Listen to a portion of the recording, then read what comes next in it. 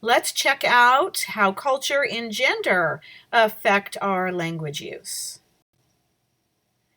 So when we're talking about culture, we're to sort of a large group of people. And you can look at it like a country, and that's fine. We'll spend a whole chapter on culture in a few weeks. But we also have co-cultures, and that is a smaller culture that is it exists within a larger culture. And so we're going to focus in some of that here in a moment with how we use language.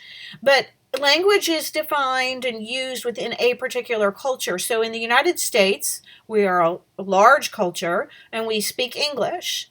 Over in England, they are a different culture, but also speak English. And in Australia, they are a different culture, but they also speak English. But there's different variables in the way we use language and even different meanings. And so we have to make sure that we're looking at it within a particular culture so that we are having more clear understanding. But within a culture, as I said, there are co-cultures, and gender would be one of those things. Age and generations are co-cultures. We have a whole lot of different co-cultures that you'll be learning about here soon.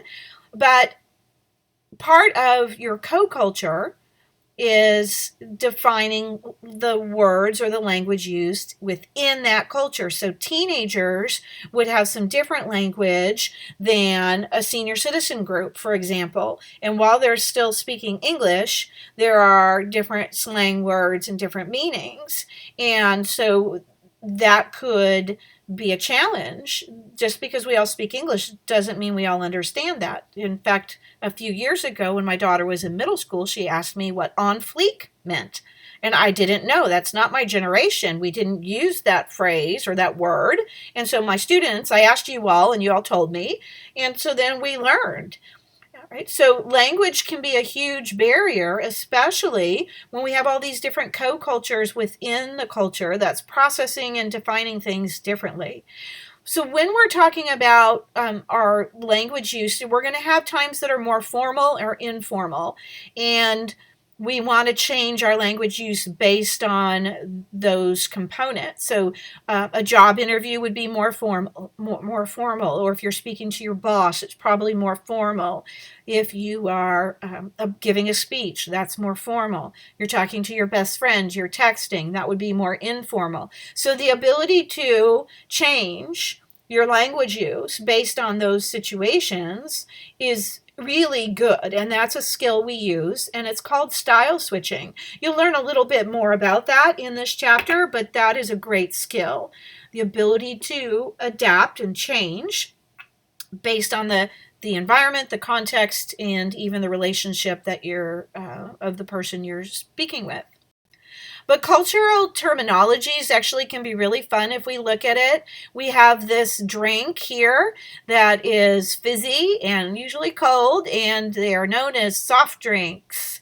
But it depends where you are in this country. There are some regional differences in the names. Like on the East Coast, they call soft drinks Cokes. So if you want a Dr. Pepper or a Fanta or a Sprite, it's still called a Coke.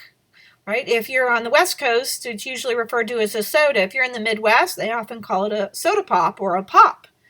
Right? And so that can cause some confusion of, hey, let's go get a Coke. Well, I don't want a Coke. I want a Dr. Pepper. But that would be typical in the East Coast, for example. Right? And then we have acronyms, and acronyms are defined within a culture, a cultural group. Not everybody knows some of these acronyms. Some other cultural terminologies differences would be names of products, for example. These are really fun.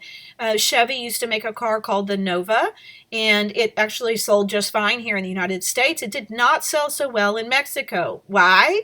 Because in Spanish, Nova means it doesn't go.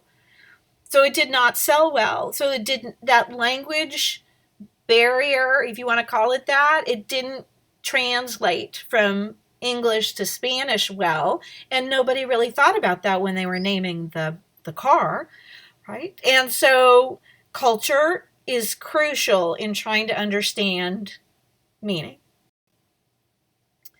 So let's talk about gender here for a moment. Gender is a co-culture existing within a larger cultural group. So male, females, right? Our LGBTQ community would be a co-culture. And so when we talk about gender differences, um, most of the research is going to be based on men and women.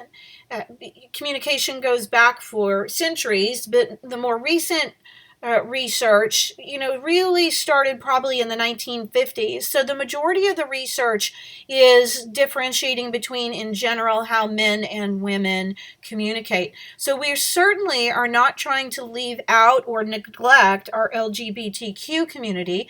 It's just that there's not as much current research specific to that co-culture. So we're introduced to androgyny, which is a balance between traditional masculine and feminine characteristics. And everybody has both masculine and feminine characteristics. And so we do want to keep that in mind. But we are going to look at some differences throughout the textbook on how language is different, or listening skills, or nonverbal, because there are some differences between the way men and women do communicate. One of the things that's pretty typical is just the way we process information. If a male is standing in front of their closet and they're opening it up, it's in the morning, and you're saying to yourself, you look in your closet and you say, I have nothing to wear.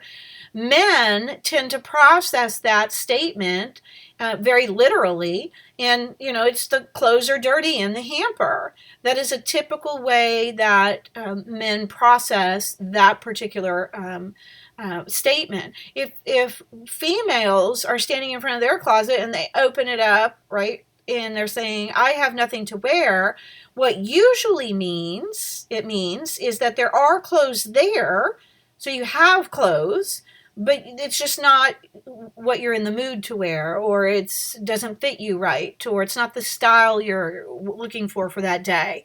And so we have found over time in different studies and different research that men and women tend to process just statements very, very differently.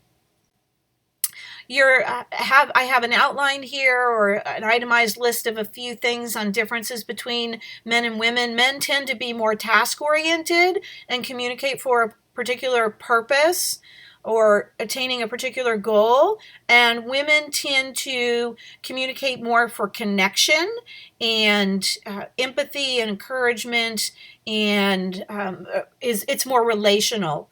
So men in general are more task oriented. Women tend to be more relational in the way they communicate. So that's just a little bit about culture and gender and how it ties into language. We're going to dive into the more challenging section in our next video, all on troublesome language, areas that we get in trouble for saying certain things, and some of them are barriers in effective communication. So let's check that out.